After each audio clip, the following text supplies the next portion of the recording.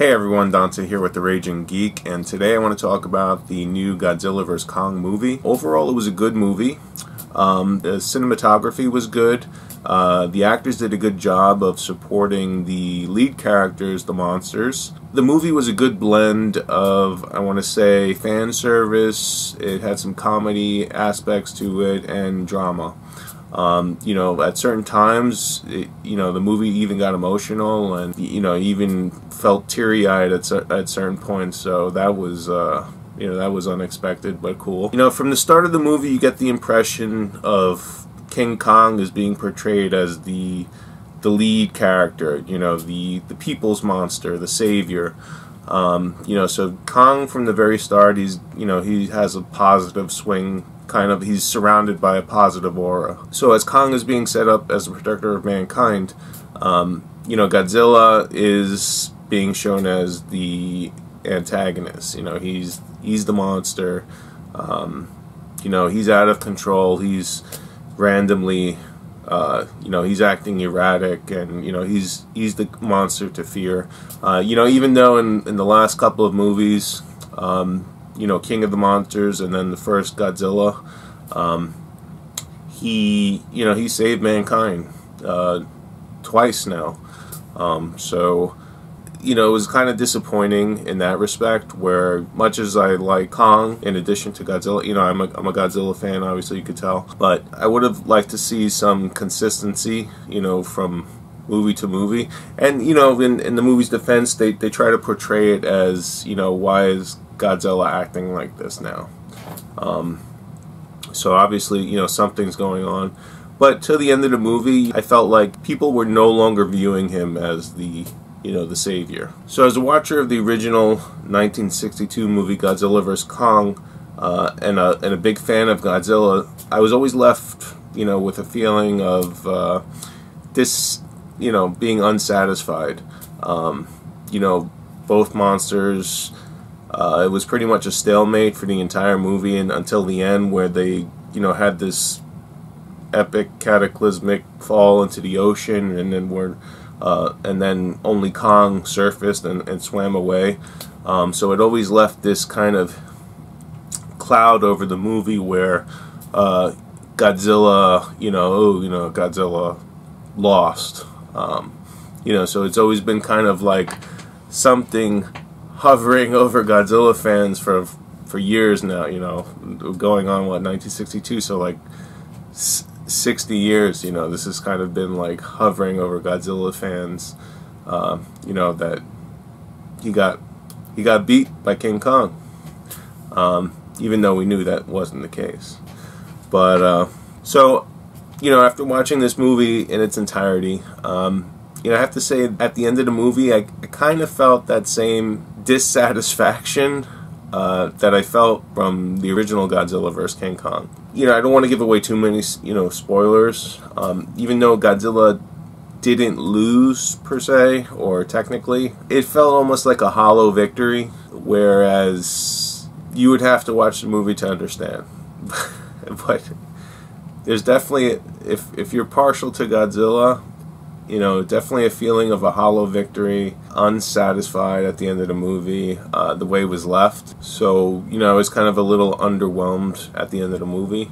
I'm sure there's a lot of people that will disagree. In the main battle, Godzilla fared very well. It was just the final battle, really, I was not really satisfied with the way they portrayed Godzilla's fighting ability. And, I know in past movies, against Mechagodzilla, he's always taken, I want to say, a beating against Mechagodzilla, but he always got his licks in too, while taking that beating. But it seemed very one-sided this time around. So that's that's where I'm coming from.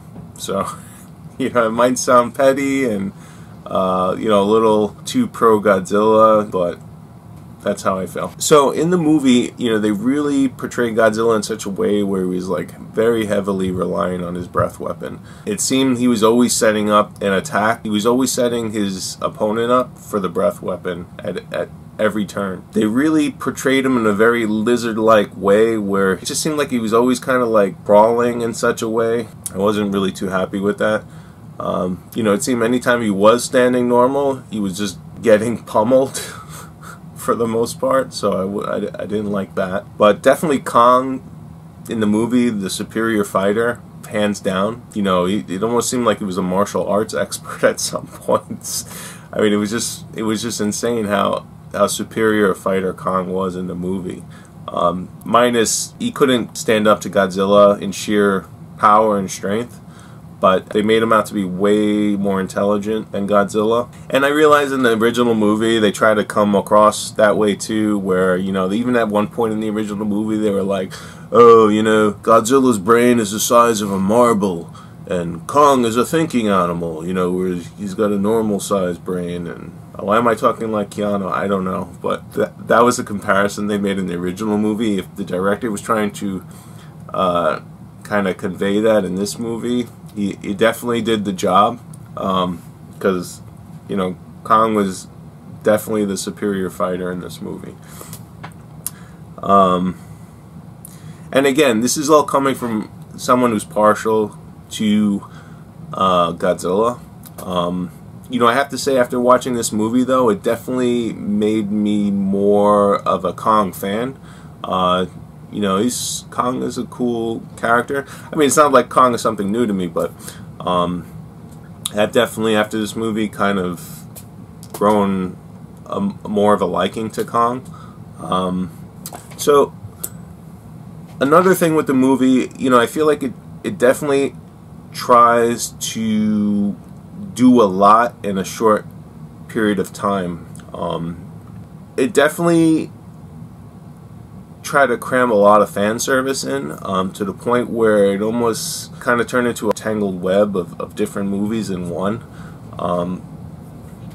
You know, so at one point you have, you know, obviously you have elements from the original Godzilla vs. King Kong movie, which, you know, is the title of the movie, and you know, that should be the main focal point of, you know, elements in the movie. But then, you know, then the movie started incorporating features of Godzilla vs. Mechagodzilla, and then trying to mesh those together in such a way. And then it had elements of the previous movie, Godzilla King of the Monsters, and it tried to take, you know, elements from that movie and meld it into this movie. And then even at one point, and I don't want to give, you know, spoilers away, there was a scene where they journey to what was called Hollow Earth, and I don't want to say they were kind of it almost seemed like they were trying to pay homage to, or it just had a very Aliens vs. Predator vibe to it at this point where they entered this structure. I'm assuming it was created by the descendants of Kong,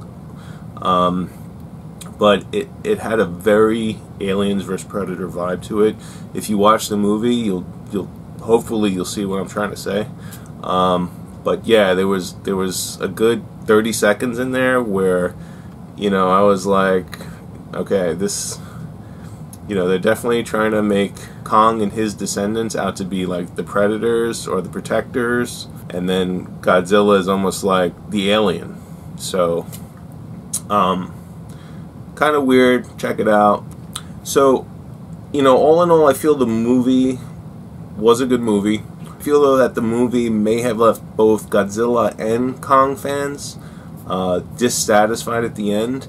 You know, set aside the overall movie as being a good movie, I think certain fans, they expect their favorite character to perform a certain way, and they didn't. So I think my biggest disappointment was Godzilla. Well, first his fighting ability, it just didn't seem up to spec, and then him no longer being portrayed as the savior of the humans, which was a bit disappointing to me. You know, I definitely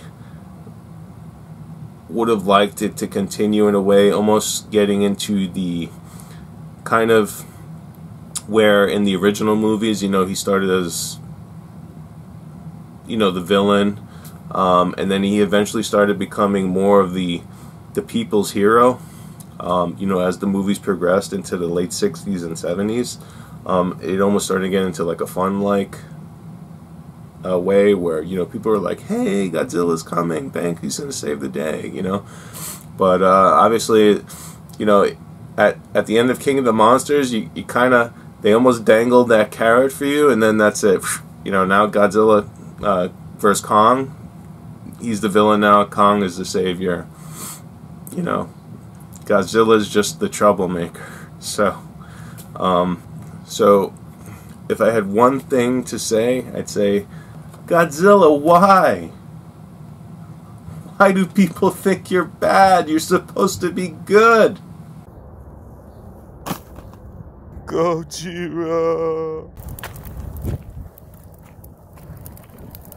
Godzilla, why? Why, Godzilla?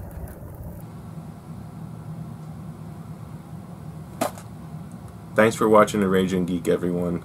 Come again soon. I got more videos on the way. Raging Geek. Retro. All things geek. Where geeks can be geeks. Raging Geek.